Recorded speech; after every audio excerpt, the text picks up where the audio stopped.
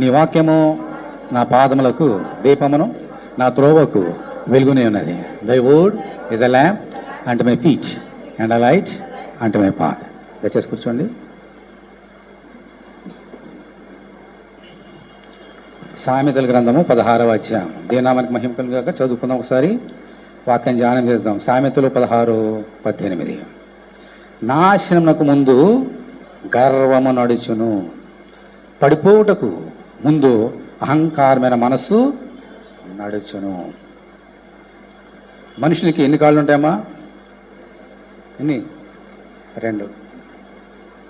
మనం నడవాలంటే ఆ 2 కాళ్ళతో నడుస్తాం. ఈ 2 కాకుండా 2 కాళ్ళు ఉన్నాయంట. ఈ 2 కాళ్ళు మన కంటికి కనబడేవి. కంటికి కనబడి ఇంకో 2 కాళ్ళు ఉన్నాయంట. తెలుసా ఏంటవి? గర్వము. అందుకని ఏమంటున్నాడు? నాశనకు ముందు గర్వము వచ్చును అనట్లేదు, నడుచును. నువ్వు ఎలా నడుస్తున్నావో నాతో కూడా వస్తుంది గర్వం ఉంటే. పడిపోవటకు ముందుగా అహంకారమైన మనసు నడుచును. నేను ఎలా నడుచుకుంటూ వెళ్తానో అది కూడా, దాన్ని కూడా కాళ్ళు ఇచ్చాడు దేవుడు. నీ నీడ నీతోడు వస్తుందా నాతోడు వస్తుందా? నీతోటి నీ నీడ, నాతో నా నీడ. అలా నా గర్వం ఉంటే, అహంకారం ఉంటే నా 2 కాళ్ళతో పాటు 2 వస్తాయి. What is the result? నాశనము, పడిపోవుట. ప్రతి వ్యక్తి, ఈ లోకంలో ప్రతి వ్యక్తి హృదయంతో పెట్టి ఆలోచన చేయాలి. నాలో అహంకారం ఉందా, గర్వం ఉన్నదా? దానియేలు జీవితం నుంచి అనేకమైన అద్భుత కార్యములు మనం నేర్చుకోబోతున్నాం అతని సుగుణములని. దానియేలు మహాజ్ఞాని. ఈ లోకంలో ఏ మనుషుడికి లేనటువంటి జ్ఞానం దేవుడు అతనికి ఇచ్చాడు. కానీ ఏనాడు కూడా దానియేలు గర్వించలేదు, అహంకారముతో దేవుని ఎదుట ప్రవర్తింపలేదు. అందుకని దేవుడు ఇంకా అత్యధికంగా అతన్ని హెచ్చించారు. దేవుని స్తోత్రం, హల్లెలూయా. అలాగే సొలొమోను కూడా ఎవరమైనా మహాజ్ఞాని. సొలొమోను కూడా ఆయన జ్ఞానపు మాట వినడానికి భూమి అంత దేశం నుండి ఆయన సువార్త వినడానికి వచ్చేవారంట, ఆయన మాట వినడానికి. అంత జ్ఞానాన్ని ఇచ్చాడు దేవుడు. అయినప్పటికీ సొలొమోను ఏనాడు గర్వించలేదు. నీ గర్వి నేర్చుకోబోతున్నాయి ఇవన్నీ కూడా. దానియేలులో కానీ, భయం భక్తుల్లో కలిగి జీవించినటువంటి ప్రవక్తలలో కానీ, దేవుని బిడ్డలో కానీ గర్వము కానీ, అహంకారము కానీ కోశన లేదు. ఈరోజు మనం పరీక్ష చేసుకోవాలి. నా 2 కాళ్ళు నాకు, మీ కాళ్ళు కనబడుతున్నాయా? కనబడుతున్నా లేదా? గట్టిగా చెప్పండి. నా కాళ్ళు నాకు కనబడతాయి, కానీ ఆ 2 కాళ్ళు కనబడతాయా?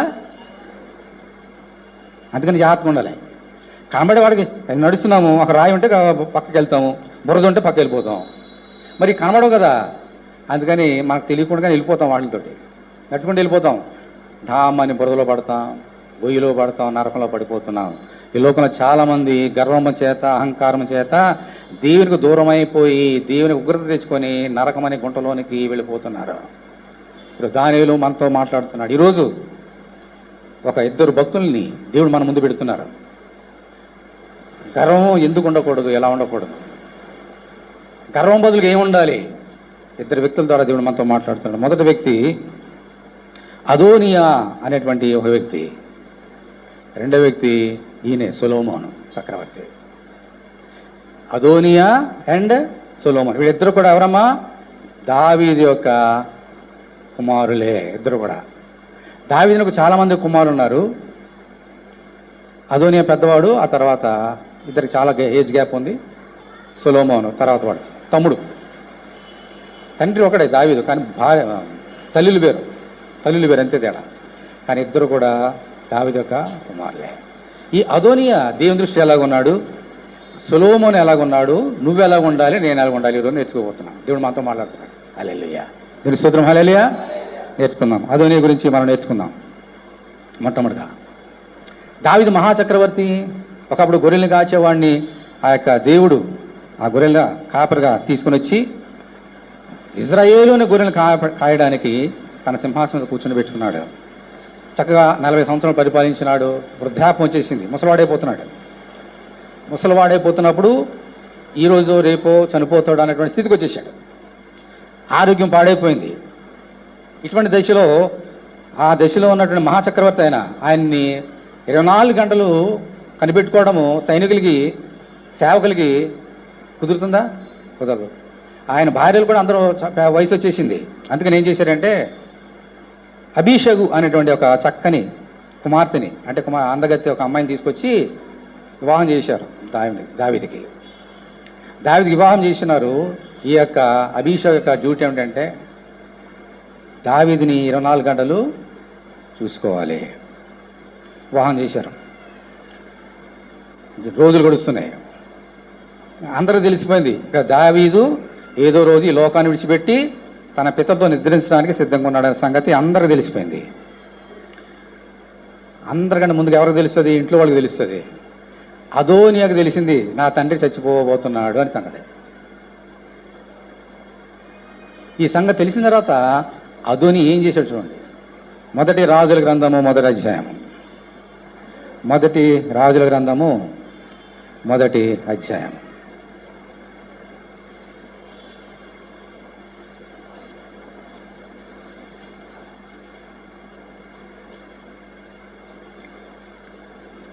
నేను చదువుతాను వినండి. మొట్టమొదటిగా మొదటి అధ్యాయము 1వ వచనం నుండి.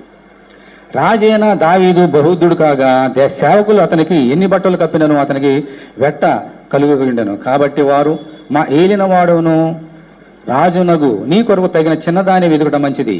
ఆమె రాజైన నీ సముఖమునందుండి నిన్ను ఆదరించి వెట్ట కలుటకు నీ కౌగిటిలో పండుకునని చెప్పి ఇజ్రాయేలుల దేశపు దిక్కులన్నిటిలో తిరిగి ఒక చక్కని చిన్నదాన్ని వెతికి అభిషగు అను షూనేమిరాల్ని చూచి రాజునొద్దకు తీసుకుని వచ్చి ఈ చిన్నది బహు చక్కనిది అయ్యుండి రాజును ఆదరించి ఉపచారము చేచుండెను గాని రాజు దానిని కూడలేదు. ఇది జరిగిన సంగతులు. ఇప్పుడు 5వ వచనం చూడండి అదోనియా గురించి.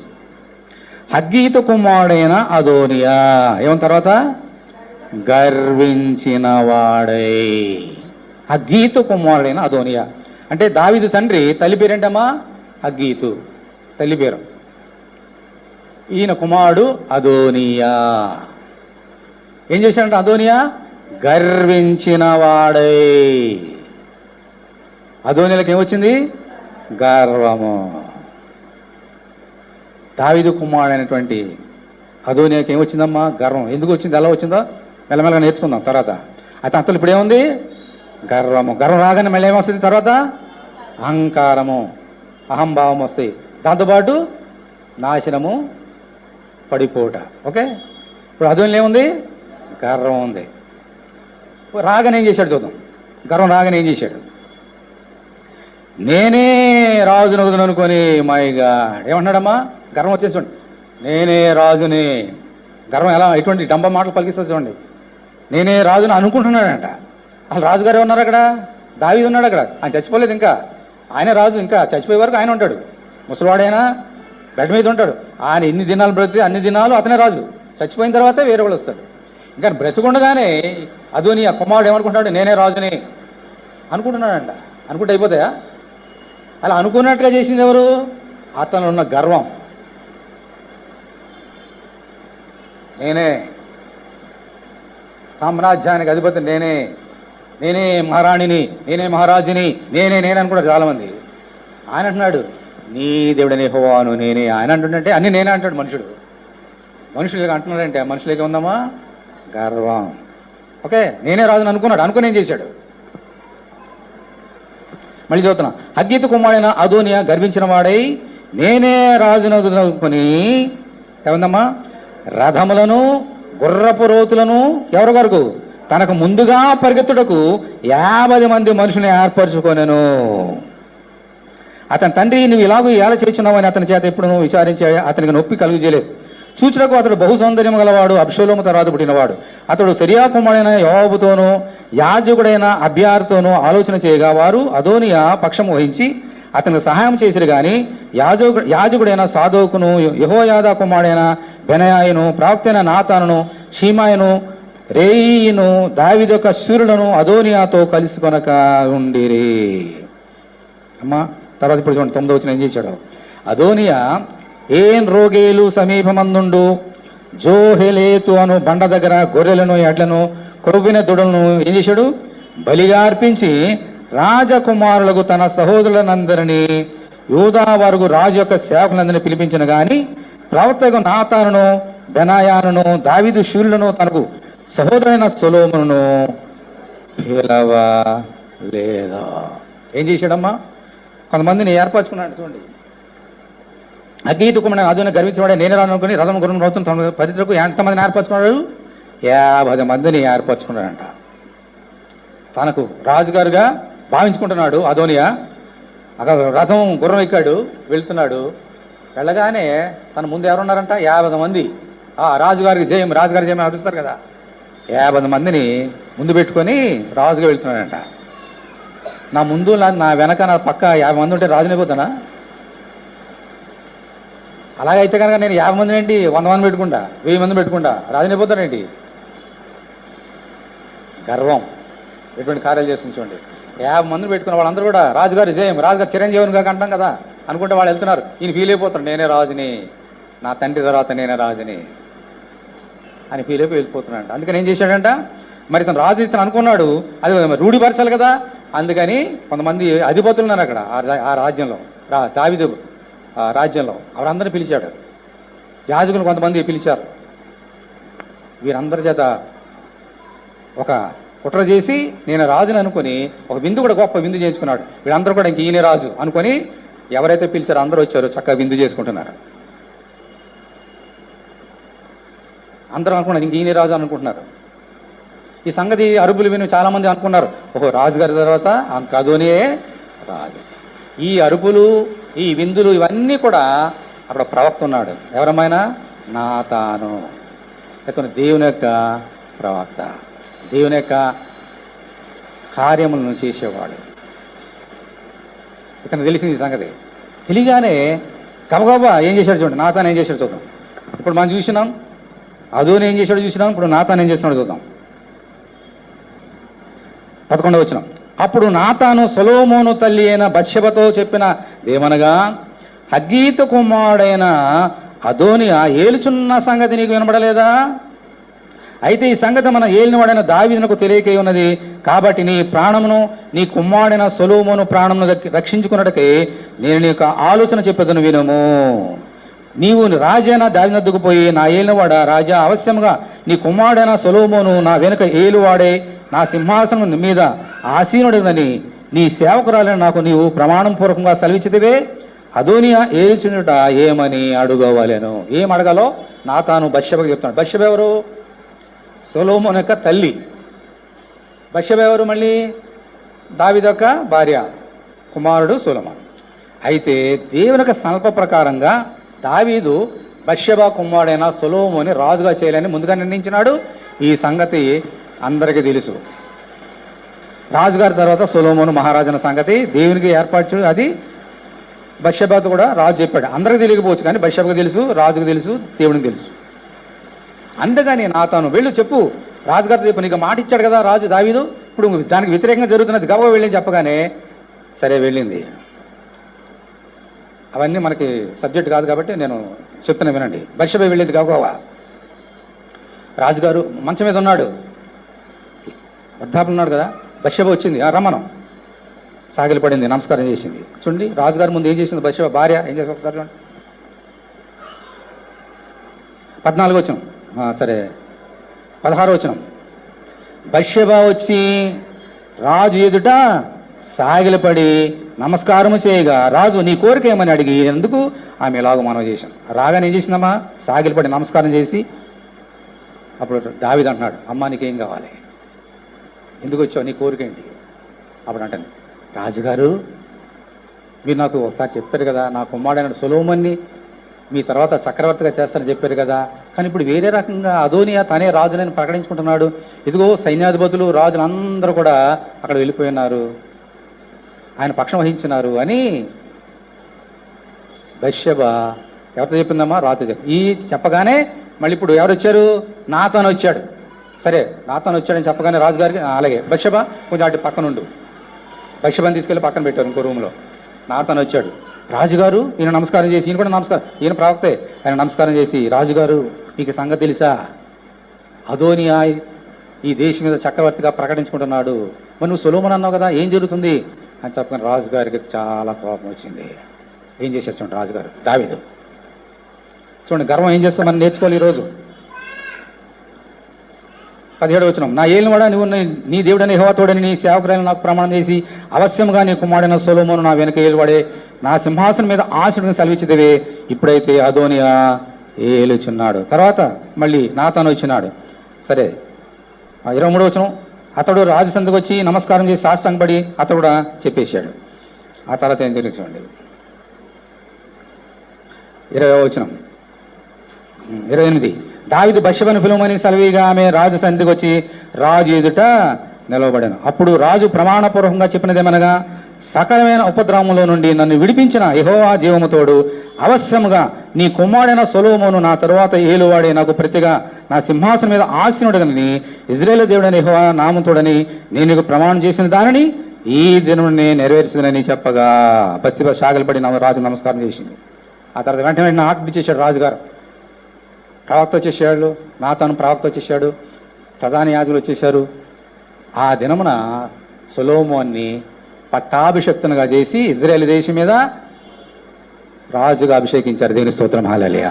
దేవుడు సంకల్పం చొప్పున అతడు గర్వించిన వాడే తను అనుకున్న దానికి వ్యతిరేకంగా దేవుడు కార్యం చేసి దావీదు ద్వారా సొలొమోనికి పట్టాభిషేకం చేసి నా తర్వాత ఇంకా ఆ రోజు నుంచి అయిపోయింది. ఇంకా ఆ రోజు పట్టాభిషేకం అయిపోయింది. ఎందుకంటే అయిపోయింది, సంతకం అయిపోయింది కదా. సొలొమోను ఈ రోజు నుంచి రాజు. అతన్ని ఊరేగించి అందరూ పెద్ద గందరగోళం ఎంతగా ఉన్నా చూడండి.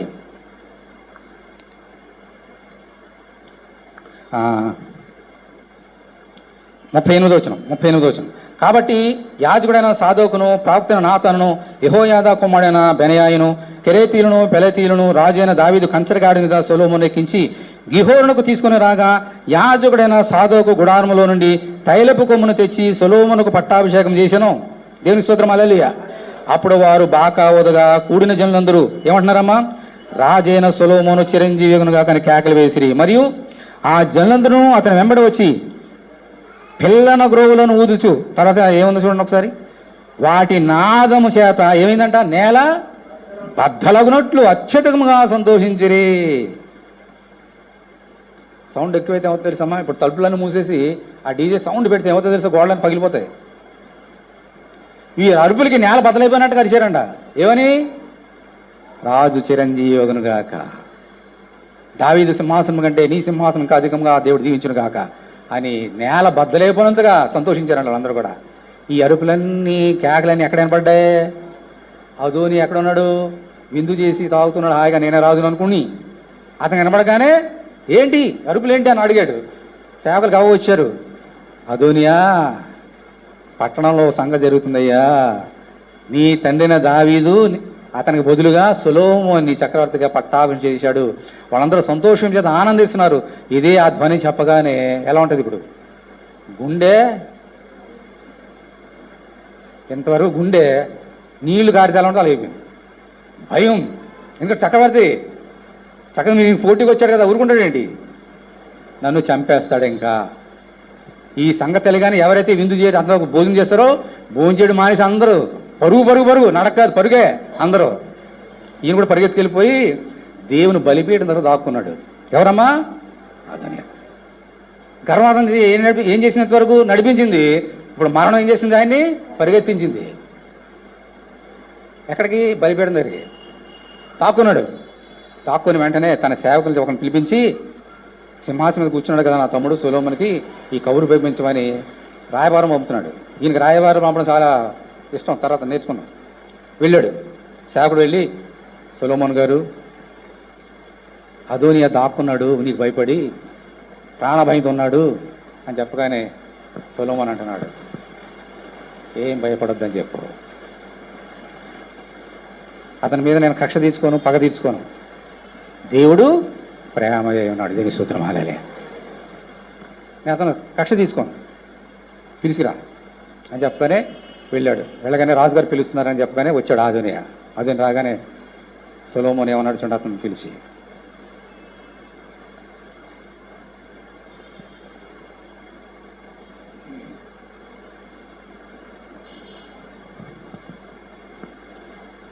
యాభై వచనం, సరే 40 వచనం చూడండి, 40 వచనం.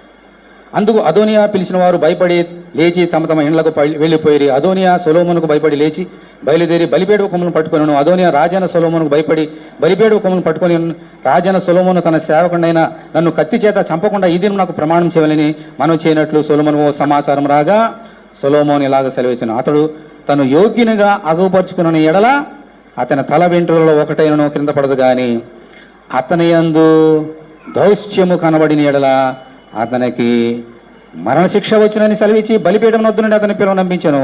అతడు వచ్చి రాజైన సొలొమోను సాష్టాంగపడగా సొలొమోను అతనితో నీ ఇంటికి సమాధానంగా వెళ్ళిపో అన్నాడు, కానీ అతను శిక్షించలేదు. దేవుని స్తోత్రం, హల్లెలూయా. వెళ్ళిపో. ఏమన్నాడమ్మా? ఇంకొకసారి తప్పు చేసావా నీకేమొస్తుంది? మరణం. కాబట్టి వెళ్ళిపో, ఇప్పుడు నేను క్షమిస్తానా, ఇంకోసారి తప్పు చేయొద్దని గద్దించి చంపేశాడా? చంపలేదు. శిక్షించాడా? వార్నింగ్ ఇచ్చాడు, ఇంకోసారి తప్పు చేయొద్దని. వెళ్ళిపోయాడు. ప్రాణం పోయే స్థితిలో నుంచి ఇప్పుడు ఏ స్థితిలోకి వచ్చాడమ్మా? ప్రాణం దక్కించుకున్నాడు. దేవుని స్తోత్రం, హల్లెలూయా. ఏం చెప్పాడు? ఇంకోసారి తప్పు చేయొద్దని చెప్పాడు. ఓకే, బాగా. రాజుగారు సొలొమోను సింహాసనం కూర్చున్నాడు. అతను ఎంత జ్ఞానం, రోజు రోజుకి ఎంత జ్ఞానం, అందరూ వస్తున్నారు, రోజులు గడుస్తున్నాయి. ఆయన ప్రఖ్యాతి ప్రపంచ నలుమూలలు వెళ్ళిపోయింది.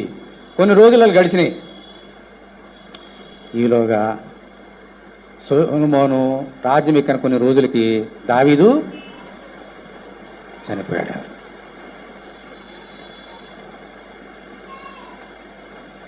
అక్కడ ఒక అమ్మాయి ఉంది ఆయన దగ్గర. ఎవరమ్మా? అబీషగు. కొన్ని రోజులు అయిన తర్వాత, రాజు చనిపోయిన కొన్ని దినాలకి అదోనియా బత్షెబా దగ్గరికి వెళ్ళాడు. ఎవరమ్మ బత్షెబా? సొలొమోను యొక్క తల్లి. వెళ్ళి ఏమన్నాడు చూడండి.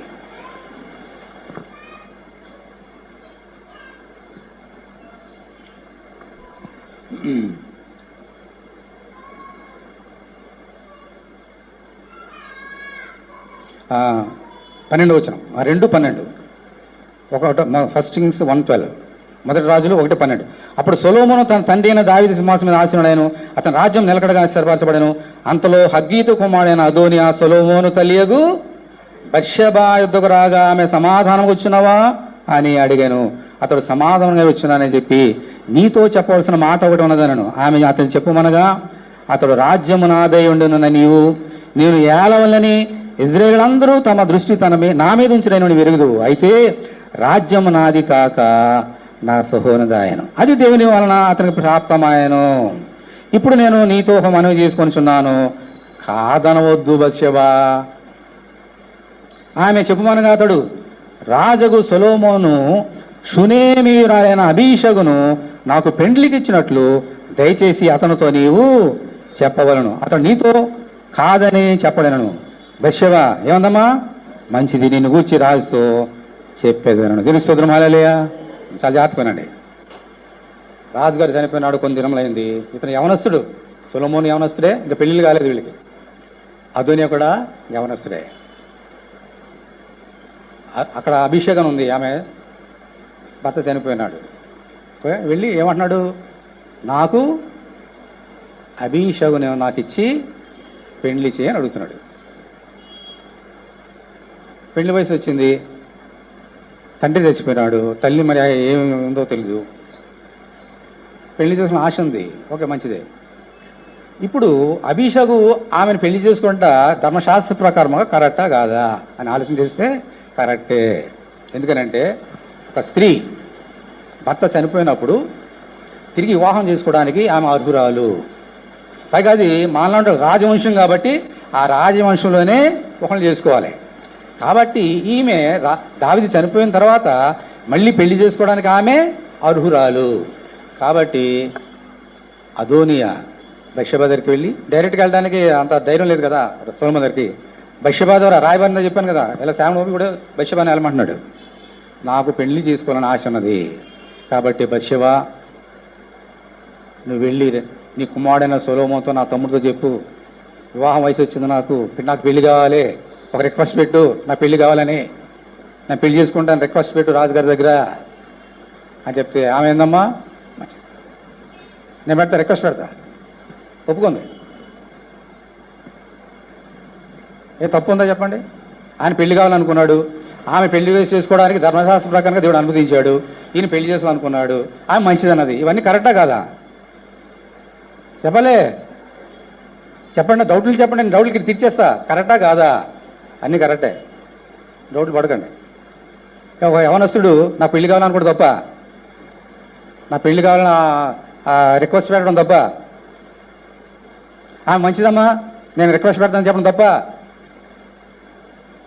అందుకని బత్షెబ వెళ్ళింది రాజుగారి దగ్గర, సొలొమోను దగ్గరికి వెళ్ళింది. ఆడ ఏం జరిగింది చూడండి.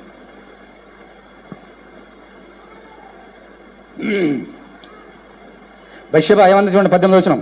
మంచిది, నిన్ను గూర్చి రాజుతో చెప్తున్నాను. బత్షెబ రాజైన సొలొమోనుకు అదోనియా పక్షమని చెప్పడానికి వచ్చినప్పుడు రాజు లేచి ఆమెకు ఎదురుగా వచ్చి నమస్కారం చేసి సింహాసనం మీద ఆసనం తన తల్లి కొరకు ఆసనంగా కూర్చుంది. సరే, బాగుంది. 20వ వచనం. ఒక చిన్న మనవి చేయకూర్చున్నాను, నా మాట త్రోసివేయకుమని ఆమె చెప్పగా రాజు, నా తల్లి చెప్పుము, నీ మాట త్రోసివేయను. ఆమె షూనేమిరాలైన అబీషగును నీ సహోదరైన అదోనియాకు పెండ్లికి ఇప్పింపవలెను. అమ్మా ఏంటి ఇక్కడికి వచ్చావేంటి? రా కూర్చో. ఏంటి, ఏం కావాలి నీకు? ఏమన్నా ఇచ్చేస్తా చెప్పు. నా కుమారుడా సొలొమోను, నీ అన్న ఉన్నాడు కదా అదోనియా, పెళ్లి చేసుకోవాలనుకుంటున్నాడు. నాతో వచ్చి మాట్లాడాడు, రిక్వెస్ట్ పెట్టమన్నాడు. ఆ రిక్వెస్ట్ పెట్టడానికి నీ దగ్గర వచ్చా. అభిషాన్ని ఇచ్చి పెళ్లి చేయి అని అడిగింది. ఓకే, ఈ అదోనియా బత్షెబకి ఏమవుతాడు? వరుసగా చూస్తే కొడుకుతో సమానమే కదా. సో తప్పులేదు, వచ్చింది. ఇప్పుడు రాజుగారు సొలొమోను ఏమన్నాడు చూద్దాం. చాలా జాగ్రత్తగా వినాలి మర్మాలన్నీ కూడా. 21వ వచనం. ఆమె షూనేమీయురాలైన అబీషగుని సోదరుడైన అదోనియాకు పెళ్లికి పంపవలెను. అందుకు రాజైన సొలొమోను షూనేమీయురాలైన అబీషగు మాత్రమే అదోనియా కొరకు ఆలోచన చేయాలా? అతను అన్న కాబట్టి అతని కొరకు ఆ యాజకుడైన అబ్యాతారు కొరకును సిరియా కుమారుడైన యోవాబు కొరకును రాజ్యం అడుగుమని తనతో చెప్పాను. మరియు రాజైన సొలొమోను యెహోవా తోడు అదోనియా పలికిన ఈ మాట వలన అతని ప్రాణమునకు నష్టము రాకపోనియడల దేవుడు నాకు గొప్ప అపాయము కలుగజేయునుగాక.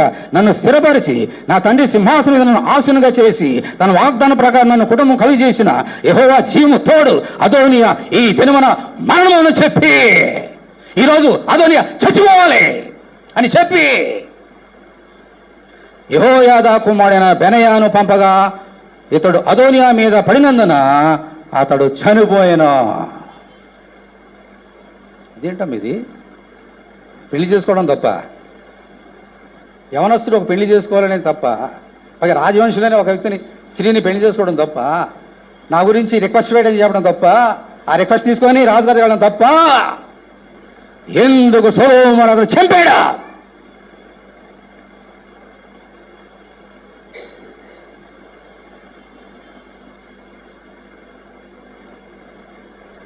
సొలొమోను నీ వంటి వాడు కాదు, నా వంటి వాడు కాదు, బత్షెబ తెలివి తక్కువడు కాదు. అందుకని చెప్పేశాడు, నీకు పెళ్లి కావాలా, ఆ రిక్వెస్ట్ పెడతావు నా దగ్గర అని చెప్పేశాడు. అంతే. ఎందుకో ఇదేంటిది? రాజుగారు మహాజ్ఞాని పెళ్లి చేసుకోవాలంటే చంపాడునా? మనకు ప్రే రిక్వెస్ట్ ఉంది మన దగ్గర, చాలామంది రాస్తున్నాం, మా గురించి పెళ్లి చేయండి. చేస్తున్నామా లేదా? మా అన్నకు పెళ్లి గురించి చేయండి. చేస్తున్నామా లేదా? మా తమ్ముడు పెళ్లి కావాలి, మా అక్క పెళ్లి కావాలి, మా సిస్టర్ మీ అక్క గురించి పెళ్లి చేస్తాం, ప్రార్థన చేస్తున్నాం కదా. మా స్నేహితుడు ఉన్నాడు, మా స్నేహితురాలు ఉంది, ఆయన ఈనాడు ప్రార్థన చేయండి. చేస్తున్నామా లేదా? ప్రే రిక్వెస్ట్ రాస్తా చిపో అని అన్నా ఎవరన్నా? మరి రాజుగారి ఇట్లాగా అంటున్నాడు ప్రే రిక్వెస్ట్ పెడితే. అమ్మో నాకేం అర్థం కావట్లే. హల్లెలూయా, హల్లెలూయా. సొలొమోను ఎవరమ్మా? మా జ్ఞాని, తెలియదొక్కడు కాదు, బత్షెబవలే. అదోనియా పెట్టినటువంటి ఆ మ్యారేజ్ రిక్వెస్ట్లో పెద్ద కుట్ర దాగి ఉంది. హల్లెలూయా. పెద్ద కుట్రతోటి అడిగాడు మాట. ఇది బత్షెబకు తెలియదు పాపం, ఆయన తెలిసింది, అందుకని చంపేశాడు. ఏంటి కుట్ర?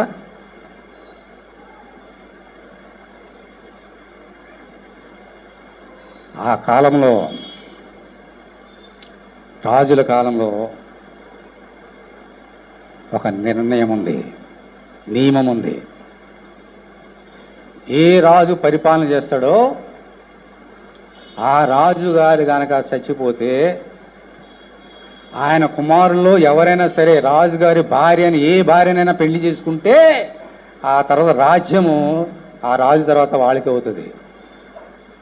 నిజం ఎంత కుట్రుందో! ఏంటి కుట్రా? రాజు నేనే రాజు అనుకున్నాడు, దేవుడు సాగించాడా, రాజును పెట్టాడు సొలొమోన్ని. ఇప్పుడు రాజు సంపాదించడం ఏం చేయాలా? దారేంటి? పెళ్లి చేసుకోవాలి. అంతేగాని అభిషేకం ప్రేమతో కాదు. ఏం కావాలి ఆయనకి? ఇంకోటి కావాలి. పెళ్లి కాదు, ఇంకోటి కావాలి ఆయనకి. అందుకని రిక్వెస్ట్ పెట్టాడు. ఇది అమాయకురాలు పాపం బస్సు, ఆమెకేం తెలుసు?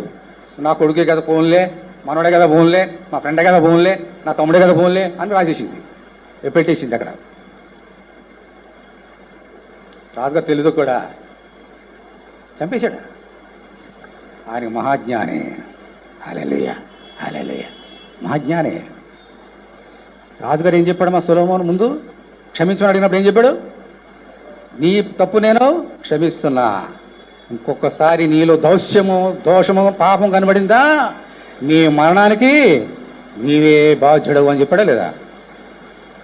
భయం ఉందా అతనికి? భయం ఉండేలా చేసేవాడా? భయం లేదు. అనుకున్నాడు, నేను చాలా అతి తెలివి ఉంది, నాకు ఎవరు కనబెట్టలేరు అనుకున్నాడు పాపం ఆయన. పెళ్లి గురించి వెళ్ళి రాయవారం పంపినటువంటి అదోనియా నాకు మహా తెలివైన వాడిని, ఈ కుట్రలని ఎవరికి తెలియదు అనుకున్నాడు ఆయన. బైషబా తెలివితొక్కురాలు కాబట్టి ఆమె అర్థం కాలే, ఈయన తెలివితొక్కడు ఏంటి సొలొమోనుకి. ఆయనకు అన్నీ తెలిసిపోయినాయి, అందుకని చంపేశాడు. అతనికి రాజ్యం వచ్చిందా? పెళ్ళయిందా? పెళ్లి కాలేదు, రాజ్యం రాలేదు, చచ్చిపోయాడు. ఇంత మరణానికి అతను నడిపించింది ఎవరమ్మా? గర్వం. గర్వం, అతనిలో ఉన్న గర్వం. అలాగే బత్షెబకు పాపం తెలియదు, అమాయకురాలు ఆమె, తెలియక రిక్వెస్ట్ పెట్టింది. సొలొమోను అటువంటివాడు కాదు. అదోనియా కళలు కంటున్నాడు. ఏం కళలేవి? రంగురంగుల కళలు. బత్షెబతో వెళ్ళాను కదా, రిక్వెస్ట్ రాయమన్నాను కదా, వెళ్ళిపోతుంది రాజుగారి దగ్గరికి. బత్షెబ మెల్లగా వెళ్తుంది, రంగురంగుల కళలు. బత్షెబ లోనికి వెళ్ళింది, రాజుగారితో మాట్లాడుతుంది. రాజుగారు అన్నాడు, రేపు నా పెళ్ళి. రంగురంగుల కళలు చూపి లేనిపోని భ్రమలు రేపి తండ్రి నుండి వేరు చేసిన మోసకారి నేస్తమా, ఎండమావుల రాజ్యమా, లోకమా, చాలు నీ స్నేహం, చాలు నీ స్నేహం. దేవుడిని మోసం చేయడం మనుషుడికి సాధ్యమా? దేవుని అభిషక్తుడికి వ్యతిరేకంగా పాపం చేయటం మనుషుడికి సాధ్యమా? మరణాన్ని పొందించుకున్నాడు అదోనియా. నా సోదరే, అతనిలో దేవుని భయం లేదు, ఆశించింది దక్కలేదు, పెళ్లి కాలేదు, రాజ్యం రాలేదు, ఉన్నది కూడా పోయింది, ప్రాణం పోయింది. ఓ మనుషుడా, లోకమంతా సంపాదించుకొని 10 పెళ్ళిళ్ళు చేసుకొని నీ ప్రాణం పోతే ఏం ప్రయోజనం? 10 రాజ్యాలు సంపాదించుకొని నీ ప్రాణం పోతే ఏం ప్రయోజనం అన్నాడు యేసయ్య. అన్నిటికంటే వీలైంది, ప్రాణం పోతే మనుషుడు ఏం సాధించినా ప్రయోజనం లేదా? ఒక్కసారి నీ హృదయాన్ని పరీక్ష చేసుకుంటావా నా సోదరుడు, నా సోదరి? నీ హృదయంలో ఏముంది? నా హృదయంలో ఏముంది? మీకు బోధించిన నాలో ఏముంది? నాలో గర్వం ఉందా? అంతకంటే ముందు నేను పడిపోతా గుంటలోకి, నరకమైన గుంటలోకి వెళ్ళిపోతా. నీకు తెలియకుండానే నీతో నడిచి వచ్చేది గర్వం. నీ 2 కాళ్ళు నీకు కనబడతాయి, కానీ గర్వం అనే కాళ్ళు నీకు కనబడవు, అహంభావం అనే కాళ్ళు నీకు కనబడవు. నీకు తెలియకుండా నీతో నడుస్తాయి గర్వం, అహంభావము, నేను నాశనాన్ని తీసుకువెళ్తుంది నా సోదరుడు, నా సోదరి. ఒకసారి పరీక్ష చేసుకో. దేవుని మందిలో ఉన్నావు, ఈరోజు బలలో వెళ్ళబోతున్నాం, పరీక్ష చేసుకో. నీ హృదయంలో గర్వం ఉందా? దానిలో గర్వం లేదు, సొలొమోనులో గర్వం లేదు. దీవించాడు. దేవుని దగ్గర ఏం చేసినా దేవుని దగ్గర కుప్పి గంతలు సాగం. దేవుడు ఊరుకోడు. అదో నేను పక్కన పెడదాం. ఇంకోళ్ళు ఎవరున్నారమ్మా? ఎవరితో నేర్చుకోవాలని చెప్పా ఇందాక? సొలొమోను నేర్చుకున్నాం. ఈరోజు నిన్ను ప్రేమించి దేవుడు మాట్లాడుతున్నాడు. సరే, అదోనియా తెలియక పడిపోయాడు. ఈరోజు మనం ఎలా ఉండాలమ్మా? సొలొమోను మరి ఉండాలి. దేవుని స్తోత్రం, హల్లెలూయా. నిన్ను ప్రేమించి దేవుడు నీతో మాట్లాడుతున్నాడు. సొలొమోను అని ఉండు. అతను సొంత తమ్ముడే సొలొమోనులో ఉన్న సుగుణం ఏంటి నేను నేర్చుకుందాం. అతనికి ఎంత తేడా ఉందో నేర్చుకుందాం. ఈ రోజు నుంచి నువ్వు సొలొమోను వల్ల మారాలి. ఓకే, బాగుంది. నాకు పెళ్లి కావాలి అని బత్షెబ చెప్పగానే బత్షెబ రాజుగారి దగ్గరికి వచ్చింది, కూర్చున్నాడు. ఏంటమ్మా నీ రిక్వెస్ట్ ఏంటి చెప్పింది. అప్పుడు కొన్ని సంగతులు జరిగినాయి. అంత బ్యూటిఫుల్ వర్డ్స్ చూడండి, చదువుతా.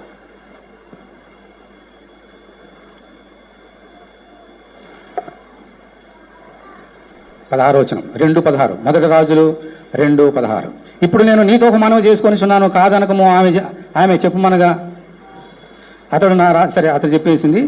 18వ వచనం చూడండి. బత్షెబ మంచిది, నిన్ను గూర్చి రాజుతో చెప్పింది. నేను బత్షెబ రాజైన సొలొమోనుకు అదోనియా పక్షమని చెప్పడానికి వచ్చినప్పుడు రాజు లేచి ఆమెకు ఎదురుగా వచ్చి నమస్కారం చేసి సింహాసనం మీద ఆశ్రణ తన తల్లి కొరకు ఆసనం ఒకటి వేయగా ఆమె అతని కుడి పార్శ్వమున కూర్చుంటాడు. అందరూ దేవుని గట్టిగా దేవుని స్తోత్రం చెల్లించండి. దేవుని స్తోత్రం, హల్లెలూయా. ఈ సొలొమోను ఎవరమ్మా? మహాచక్రవర్తి. ఎవరు వచ్చారు? ఎంత తల్లి అయినా తండ్రి అయినా ఈయన రాజు. ఇప్పుడు ఆమె రాగానే ఈయన ఏం చేశాడంట? సింహాసనం గౌరవం లేచిపోయాడంట. ఎవరామె? తల్లి. సింహాసనం మీద కూర్చున్నటువంటి సొలొమోను మహాచక్రవర్తి తల్లి రాగానే గౌరవం లేచిపోయాడు. ఏం చేశాడు? మళ్ళీ చదువుతున్నాను చూడండి.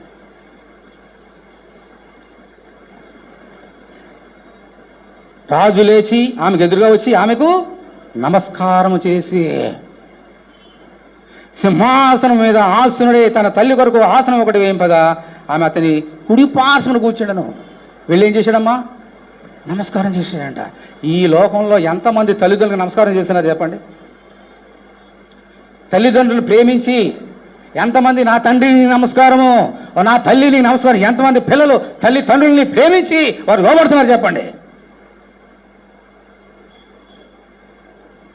మహాచక్రవర్తి సొలొమోను సింహాసనం మీద ఆశ్రయం ఉండి కూడా తల్లి రాగానే లేచి నమస్కారం చేశాడు.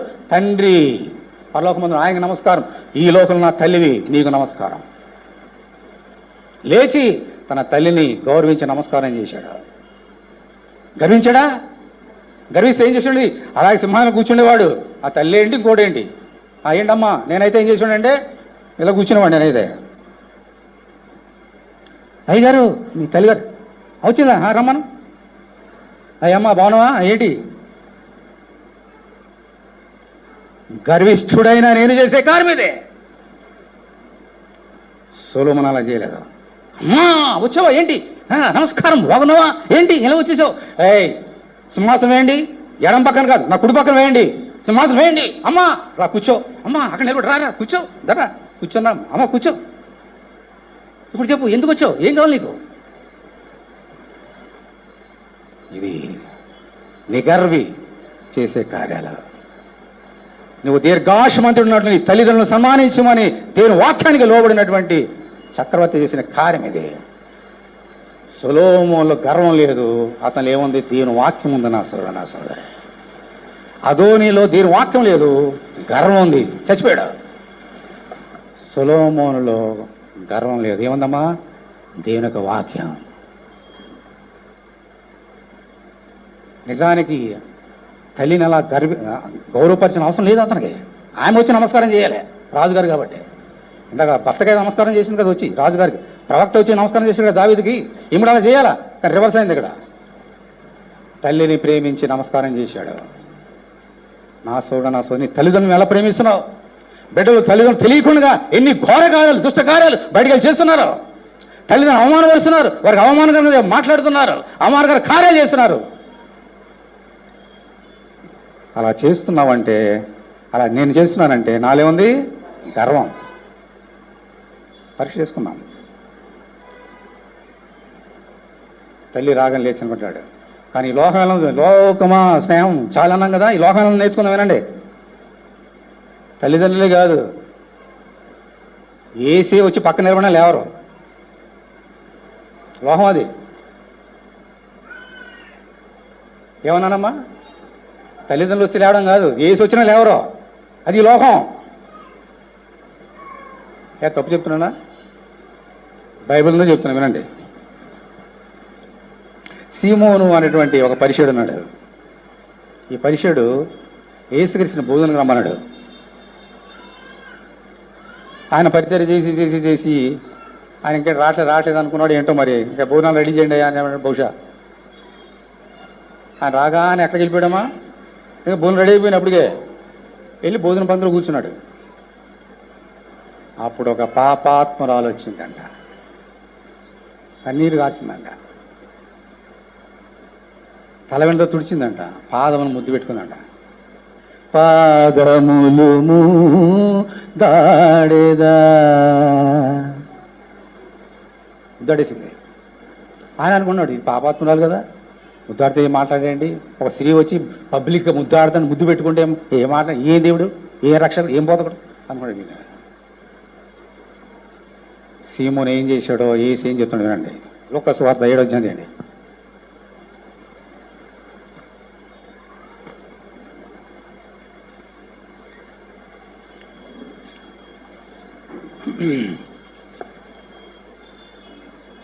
ముప్పై 6వ వచనం. పరిచయలో కూడా తనతో కూడా భోజనం చేయవాలని ఆయన అడిగాను. ఆయన పరిచయం ఇంటికి వెళ్ళి భోజన పంక్తిని కూర్చుండగా ఆ ఊరిలో ఉన్న పాపాత్మను ఒక స్త్రీ యేసు పరిచయం అంటే భోజనం కూర్చున్నాడని తెలుసుకుని ఒక బుడ్డిలో అత్తరు తీసుకుని వచ్చి వెనుకదట్టు ఆయన పాదంలో నిలబడి ఏడ్చుచు కన్నీళ్లతో ఆయన పాదం తడిపి తల వెంట్రులతో తుడిచి ఆయన పాదం ముద్దు పెట్టుకుని అత్తరు వాడికి పిలిచాను. ఆయన పిలిచిన పరిచయం అది చూచి నా ప్రాప్తి నెడల తను ముట్టుకునే స్త్రీ ఎవతయో ఎటువంటిదో ఎరిగినను, ఇది పాపాత్మురాలని తనలో తాను అనుకున్నాను. ఇవన్నీ ఎరిగినటువంటి నీ హృదయంలో ఏమనుకుంటున్నావో అన్నీ ఆయన తెలిస్తే కదా. ఇప్పుడు ఏసి ఏమన్నాడు చూడండి, 44వ వచనం. ఆ స్త్రీ వైపు తిరిగి సీమోను తిట్లను, ఈ స్త్రీని చూస్తున్నావే, నేను నీ ఇంట్లోనికి రాగా నువ్వు నా పాదములకు నీళ్ళేయలేదు. చాలా జాగ్రత్త, నా వైపు చూడండి అందరూ కూడా. పరిచయుడు ఇల్లు ఉంది, ఏసి వచ్చాడు. సీమోను, అతని పేరు సీమోను. ఓ సీమోను, నా కాళ్ళు కడుక్కోవడానికి నాకు నీళ్ళు ఇచ్చావా అన్నాడు. నేను ఇచ్చాడా మరి నీళ్ళు అంటే? ఏసు వచ్చినప్పుడు సీమోను పేరుతో నిలబడ్డా కూర్చున్నాడా? ఏసు వచ్చినప్పుడు ఏసే వచ్చావా అని పలకరించడానికి వెళ్ళాడా? ఆడ కూర్చున్నాడా? ఏసే ఇంటిలోకి వచ్చినా కూడా పరిచయుడైన సీమోను లేవలేదు. ఇదా గౌరవం? సేవకులు ఇచ్చే గౌరవం ఇదా? దేవుని సేవకులు ఇచ్చే గౌరవం ఇదా? రెండోది,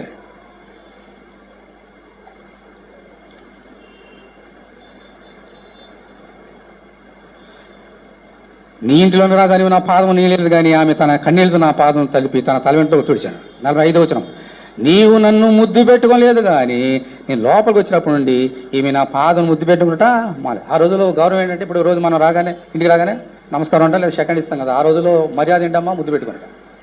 ఏసి అన్నాడు సీమోతోటి, నేను ఇంట్లోకి వచ్చాను, నన్ను ముద్దు పెట్టుకున్నావా?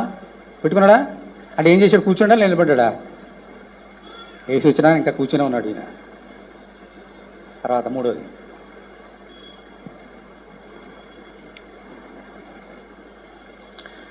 నలభై 6వ వచనం. నువ్వు నూనెతో నా తలంటలేదు కానీ ఈమె నా పాదములకు అత్తరు పూసాను. దేవుని స్తోత్రం, హల్లెలూయా. నువ్వు నా తల అంటలేదు నూనెతోటి, కానీ ఈమె నా పాదములు ముద్దాడింది. అంటే తల అంటడానికి అంటే లేవాలి కదా, అంటలేదంటే అక్కడ కూర్చుని నిలబడ్డా. సొలొమోను తల్లి వస్తే లేచి నిలబడి నమస్కారం పెట్టాడు.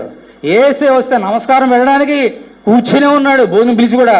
కనీసం మర్యాద కోసం ఆయన దగ్గర వెళ్ళి నమస్కారం లేదు, ముద్దు లేదు, నీళ్ళు ఇవ్వలేదు, హాయిగా కూర్చొని ఇదేం దేవుడు అనుకుంటాడంట. ఇదే లోహం. అందుకని లోకమా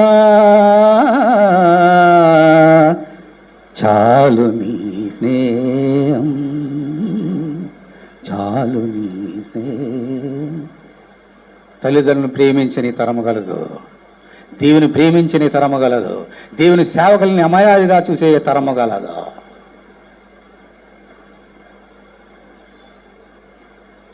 తల్లి నీ కంటికి కనబడుతుందా? కనబడదా? కంటికి కనబడుతున్నాడు తల్లినే గౌరవించి నీకు రాకపోతే కంటికి కనబడే దేవుణ్ణి ఎలా గౌరవిస్తావు నువ్వు? సహోదరుడా, నా సహోదరి, లోకమా, నీ కంటి కనబడేటువంటి తల్లిని సన్మానించకపోతే కంటికి కనబడి దేవుడిని సన్మానించగలుగుతావా? ప్రేమించగలుగుతావా? ముద్దాడగలుగుతావా? నూనె అంటగలుగుతావా? ఇంపాసిబుల్. గర్వాన్ని పక్కన పెడదాం. ఈరోజు దేవుడు చెప్పాడు, నీ దేవుడని యెహోవాను నేను తప్ప వేరొక దేవుడు ఉండకూడదు. ఆయన గౌరవిద్దాం. నువ్వు దీర్ఘాయుష్మంతున్నట్టు ఈ తల్లిదండ్రులను సన్మానించము. తల్లిదండ్రులను సన్మానిద్దాం. హల్లెలూయా, హల్లెలూయా. ఆ తర్వాత అదోనియాని చజాత్పనండి శిక్షించాడు సొలొమోను, చంపేశాడు. బత్షెబాని శిక్షించాడా? ఎందుకు శిక్షించలేదు? నేనైతే శిక్షించేవాడిని. నేనైతే ఎందుకో రూల్ ఉంది కాబట్టి. దొంగతనము తెలిసి చేసినా తెలియజేయకపోయినా దొంగతనము. నేను దొంగతనం చేశా, పోలీసు వచ్చి పట్టుకున్నాడు. ఏమయ్యా అందరికి బోధలు చెప్తూ దొంగతనం చేసావేంటి అని పట్టుకున్నాడు. అయ్యా వాళ్ళు చెప్తాను కానీ నేను చేయను, వదిలేసి ఇంకా ఎప్పుడు చెప్పను అన్నాను అనుకోండి, వదిలేస్తాడా? నేను తెలిసి చేసినా తెలియజేసినా తప్పే. అందరూ కనబడినట్లుగా చేసినా, ఎవరు కనబడకుండా రహస్యంగా చేసినా తప్పే. బత్షెబ మంచి ఉద్దేశంతో చేసింది కానీ ఆమె చేసిన తప్పు. ఆమె మంచి ఉద్దేశం ఉంది, నా కొడుకే కదా ఫోన్లే అడిగాడు, రిక్వెస్ట్ అడిగాడు అని అనుకున్నది. కానీ అందులో కుట్ర ఆమెకు తెలియదు కాబట్టి బతికిపోయింది. అదోని ఎంత తప్పు చేశాడో తెలిసి తెలియక చేసినా కూడా అంతే తప్పు బత్షెబ కూడా చేసింది. కానీ సొలొమోను అదోని శిక్షించాడు కానీ బత్షెబాని శిక్షించలేదు, దండించలేదు. కేవలం గద్దించాడు అంతే. ఏంటమ్మా ఆ విషయాన్ని అడుగుతున్నావేంటి? భంగ్యంగా సర్కాస్టిక్గా అడిగాడు. పెళ్ళి అంటావేంటి? రాజ్యం కూడా అడిగేసి ఇచ్చేసాడు కదా, ఏం తెలివి తగ్గుదానమ్మా ఇదేమో అడిగి గద్దించాడు అంతే. ఎందుకు శిక్షించగా గద్దించాడు తెలుసా? బత్షెబ అంటే సొలొమోనుకి ప్రేమ. ఆ ప్రేమే శిక్షించకుండా చేసింది. ఆమె అంటే ప్రేమ, అందుకని శిక్షించలేదు. హల్లెలూయా, హల్లెలూయా. పరీక్ష చేసుకుందాం. చాలా శాస్త్రం వాళ్ళు చెప్పి ముగిస్తామేనండి. అదోనియా సొలొమోను ఇద్దరూ దావీదు కుమారులే. ఇద్దరిని సమానంగా ప్రేమించాడు దావీదు. ఇద్దరిని దేవుని మందిరానికి తీసుకెళ్ళాడు పక్క నుండి. ఇద్దరు దేవుని స్తుతించారు, ఆరాధన పాటలు పాడారు, ఇద్దరు దేవుని వాక్యం విన్నారు. కానీ ఒకరిలోకి గర్వం వచ్చింది, ఇంకోరిలోకి దేవుని వాక్యం వచ్చింది. ఎందుకు? అర్థమైందా పాయింట్? అర్థమైందా? అనిపించింది. ఇద్దరు దావీదు కుమారులే, ఇద్దరిని సమానంగా ప్రేమించాడు, ఇద్దరిని దేవుని మీద తీసుకెళ్ళాడు, ఇద్దరు దేవుని స్తుతించారు, ఇద్దరు దేవుని వాక్యం విన్నారు. కానీ ఒకరిలో గర్వం వచ్చింది, మరొకరిలో దేవుని వాక్యం వచ్చింది. వాయ్! ఇది ఈరోజు నువ్వు నేర్చుకోవాల్సినటువంటి పాఠం. ఇది చెప్పడానికే దేవుడు ఎంత మాట్లాడి నీతోటి. నిన్ను ప్రేమించి నన్ను ప్రేమించి. హల్లెలూయా, హల్లెలూయా. ఇంత మహాజ్ఞాని సొలొమోను, ఇంత జ్ఞాని కదా, ఎవరు లేవుందో తెలుసుకున్నవాడు కాబట్టే ఈమె రిక్వెస్ట్ పెట్టింది, ఈయనేమో ఇంకో రిక్వెస్ట్ పెడుతున్నాడు మనుషులందరికీ. వినండి, బత్షెబ రిక్వెస్ట్లో ఇంకో రిక్వెస్ట్ వచ్చింది. ఇప్పుడు సొలొమోనే ఒక రిక్వెస్ట్ పెట్టాడు పరిశుద్ధ గ్రంథంలో. నీకు ఒక రిక్వెస్ట్, నాకు రిక్వెస్ట్. ఏంటది? ప్రసంగి గ్రంథము 5వ అధ్యాయం తీయండి.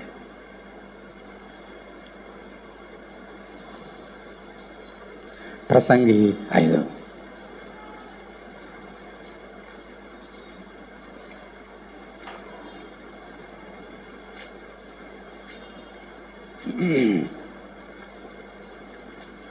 ఏముందమ్మా అక్కడ? చదువుతున్నాను చూడండి. నీవు అందరూ తీసారమ్మా, బైబిల్ అందరూ తీయండి. 558 పేజీ, 558 పేజీ. నీవు దేవుని మందిరమును పోనప్పుడు నీ ప్రవర్తన జాగ్రత్తగా చూచుకొనుము.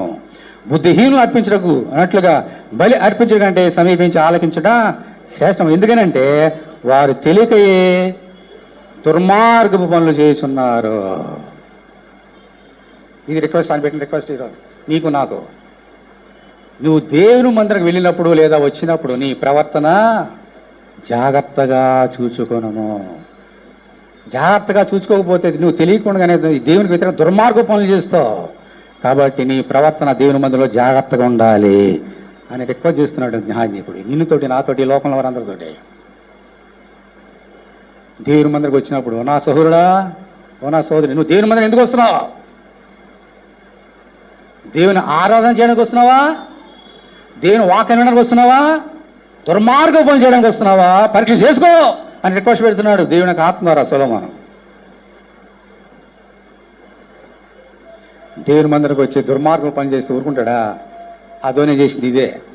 దేవుని మందిరికి వెళ్ళేవాడు, దావీదుతో పాటు, సొలొమోనుతో పాటు వెళ్ళాడు. కానీ దేవుని వాక్యాన్ని ఎప్పుడు విన్నాడు కానీ హృదయంలో పెట్టుకోలేదు. వెంటనాడు వెళ్ళిపోతున్నాడు. చెప్తున్నాడే వింటున్నాడు, మళ్ళీ చేసిందే తప్పు, చేసిన తప్పు. అతనిలో మార్పు లేదు. అందుకని గర్వం వచ్చింది. దేవుని వాక్యాన్ని దేవుడు చూస్తాడు.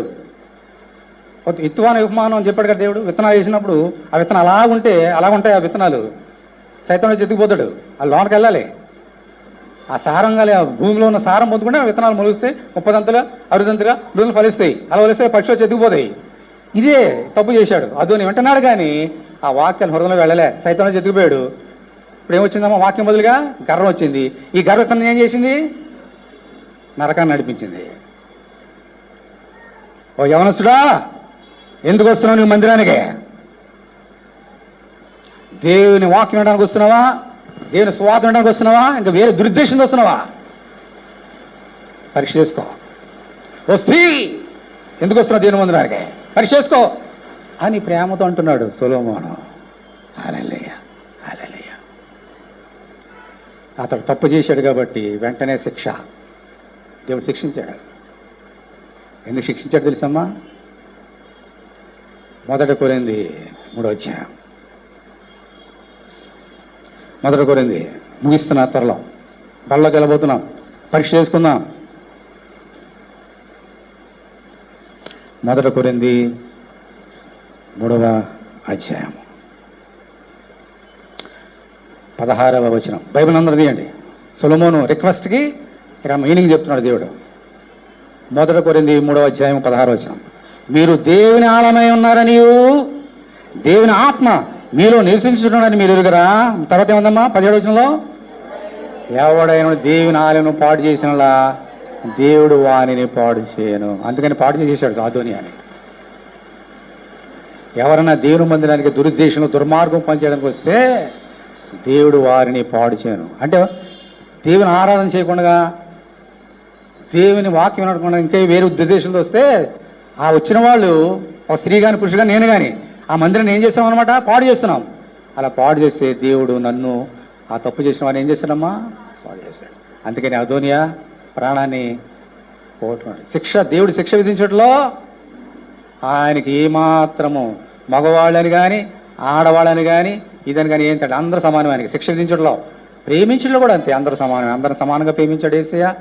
తప్పు చేసినప్పుడు సొంత శిష్యులనే గద్దించాడు ఆయన. అదోనియా పురుషుడా స్త్రీయా? పురుషుడు శిక్షించాడు. స్త్రీ తప్పు చేసినా కూడా ఆయన వదిలిపెట్టలేదు. అది చూపించి ముగిస్తా, బల్లకి వెళ్దాం. యెషయా గ్రంథం 3వ అధ్యాయం తీయండి.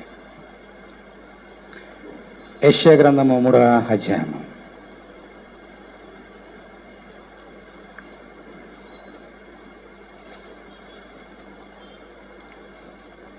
చాలా భయంకరమైన మాటలు ఉన్నాయి ఇక్కడ, వినాలి. యెషయా గ్రంథము 3వ అధ్యాయము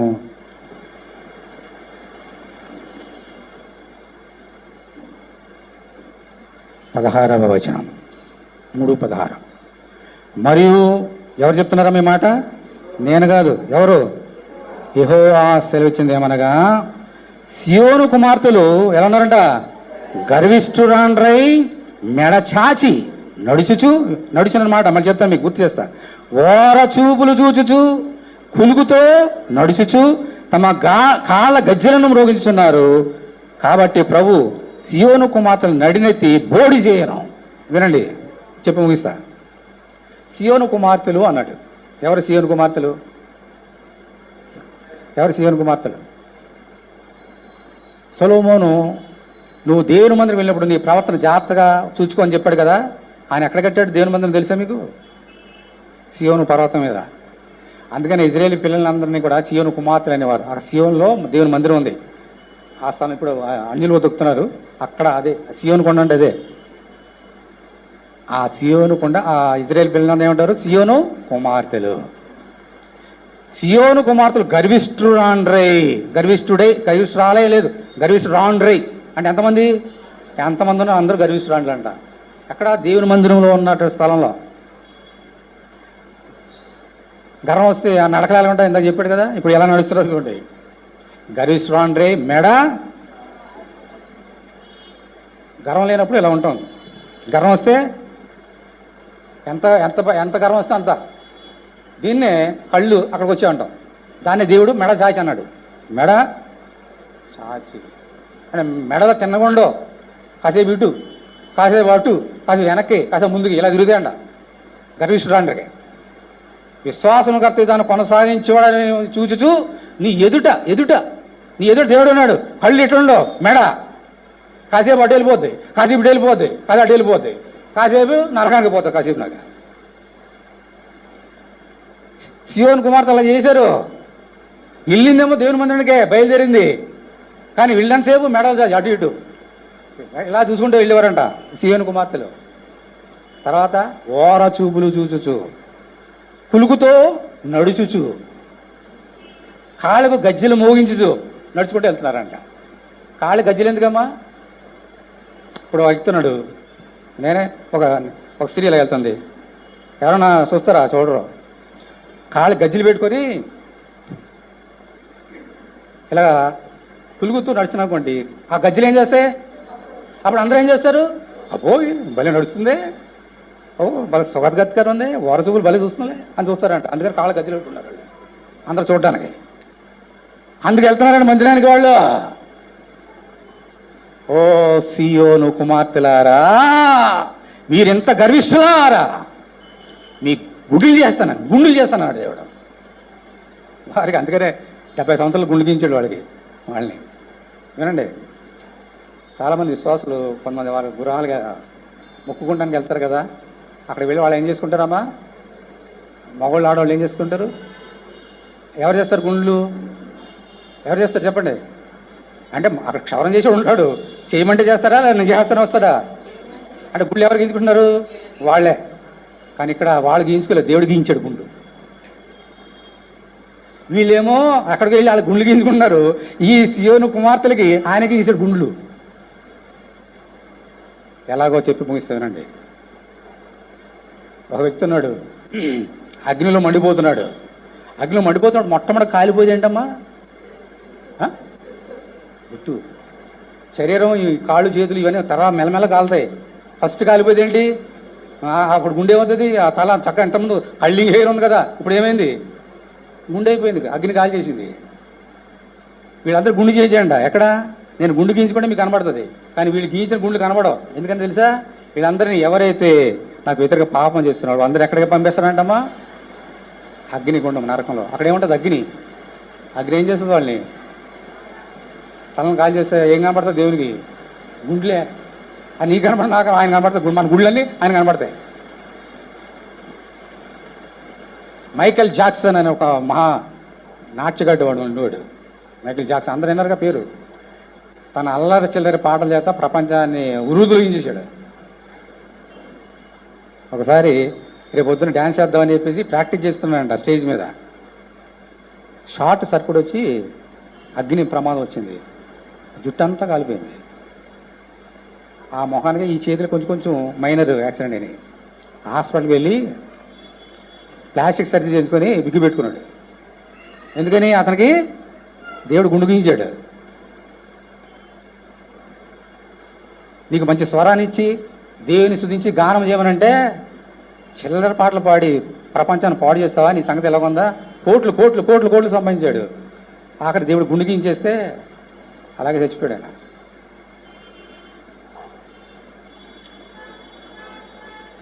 నాశనకు ముందు గర్వం నడుచున్న నా సోదరే. సియోను కుమార్తెలు తెలియక తప్పు చేశారు. వారిని గద్దించి 70 సంవత్సరాలు నా మందిరాన్ని పాడు చేస్తారని బొబులోని దేశానికి తరిమేశాడు వాళ్ళని. 70 సంవత్సరాల తర్వాత తప్పు తెలుసుకున్న తర్వాత మళ్ళీ తీసుకొచ్చాడు. ఎందుకంటే దేవునికి ప్రేమ. పొండి పొండి అని అనలే, రండి 70 సంవత్సరాలు ఎందుకు పంపేశాను? మీ తప్పును బట్టి ఇప్పుడు రండి. తప్పు తెలుసుకున్నారా? తెలుసుకున్నారు, రండి. వచ్చారు, మళ్ళీ చక్కగా మందిరం కట్టుకున్నారు, దేవుని ఆరాధన చేశారు. నా సోడ నా సోదరి, చూసారా మనుషులో గర్వం మనల్ని ఎక్కడ నడిపిస్తుంది చూసారా? స్త్రీ అయిన ఒకటే, నీలో గర్వం ఉందా నా సోడ నా సోదరి? పరీక్ష చేసుకో. అందులో లేచినవ్వండి. వల్ల చేయబోతున్నావు, గర్వం కనబడదు, నీ కాళ్ళు నీకు కనబడతాయి, గర్వపు నడకలు నీకు కనబడవు, నాకు కనబడదు. పరీక్ష చేసుకుందాం. హల్లెలూయా, హల్లెలూయా. అందరు కళ్ళు మూసుకోండి.